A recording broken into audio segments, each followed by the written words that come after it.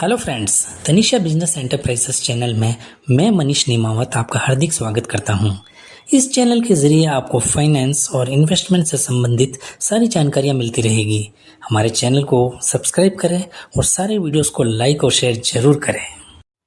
Hello friends, mutual funds में काफ़ी जनों ने एब्सोल्यूट रिटर्न्स, CAGR और XIRR के बारे में सुना होगा, जो कि म्यूचुअल फंड्स के रिटर्न्स को कैलकुलेट करने के लिए काम में लिए जाते हैं। लेकिन बहुत जने यह नहीं जानते कि ये सब एक दूसरे से कैसे अलग हैं और कब कब यूज़ किए जाते हैं। बिना नॉलेज के ऑनलाइन दिखने वाले रिटर्न्स को समझना मुश्किल हो जाता है। आज के वीडियो में हम यही देखेंगे और सारा कॉन्सेप्ट क्लियर करेंगे। वैसे कॉमन चीज़ यहाँ यह है कि ये सारे म्यूचुअल फंड्स के पिछले रिटर्न्स बताते हैं और फंड्स की परफॉर्मेंस शो करने में विशेष भूमिका निभाते हैं। तो आइए एक एक करके इन सभी को समझते हैं। First, absolute returns. इसको ROI यानी कि रिटर्न्स ऑन इन्वेस्टमेंट भी कहा जाता है। इसका सीधा फंडा है कितना इन्वेस्ट किया और लास्ट में कितना मिला। इसको इन्वेस्टमेंट के समय या कंपाउंडिंग से कोई मतलब नहीं है।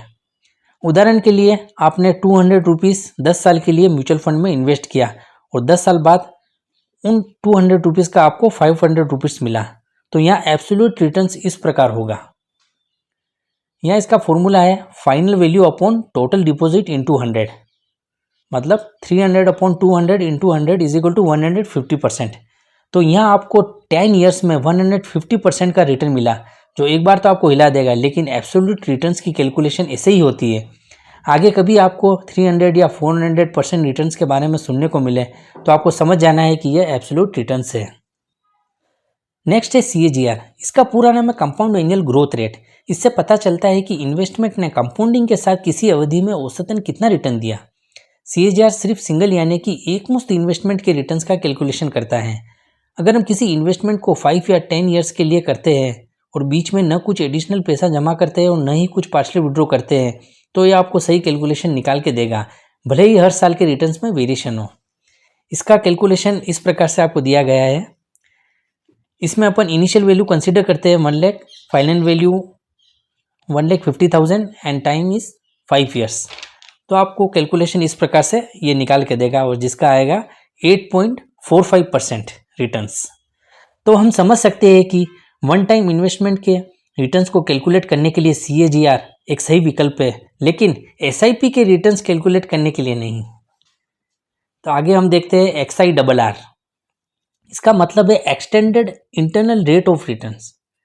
म्यूचुअल फंड्स में SIP के रिटर्न्स कैलकुलेट करने के लिए इसका प्रयोग होता है, क्योंकि SIP में कैश का डिफरेंट इनफ्लोज और आउटफ्लोज होता है। मतलब हर महीने या अलग अलग डेट पर पैसा जमा होता रहता है और कुछ विड्रॉ भी होता रहता है। तो ऐसी कंडीशन में XIRR एक सटीक कैलकुलेशन करके देता है, जो हर एक कैश फ्लो को काउंट करता है।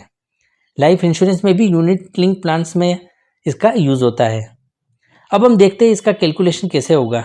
तो इसका कैलकुलेशन इस प्रकार से है। इसमें आपको फॉर्मूला दिया गया है। अब इसमें बीइंग अपन monthly SIP ₹1000 for 10 years consider करते हैं। Total deposit in 10 years is making 1,20,000। Then final value is coming as 2 lakhs। तो आफ्टर कैलकुलेशन इसका रिटर्न आता है 10.76%। यहाँ ध्यान देने की बात यह है कि टर्म 10 ईयर्स होते हुए भी एवरेज 5 ईयर्स निकला है, क्योंकि जमा करने की अवधि अलग अलग है, जो कि 10 साल तक खींची गई है।